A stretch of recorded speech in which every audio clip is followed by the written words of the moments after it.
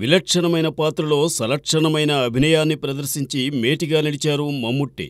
కమల్ హాసన్ తరువాత 3 సార్లు జాతీయ స్థాయిలో ఉత్తమ నటునిగా నిలిచిన ఘనతను సాధించారు మమ్ముట్టి.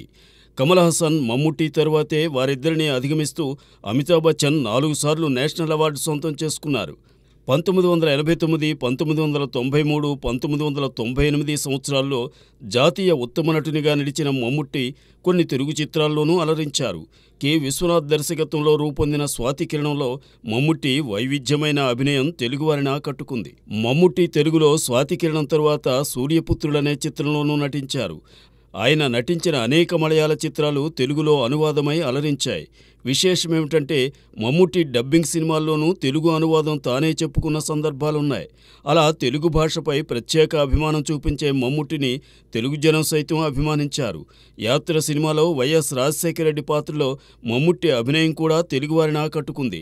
ఆయన మరిన్ని పుట్టినరోజులు జరుపుకోవాలని ఆకాంక్షిస్తున్నారు తెలుగు జనం.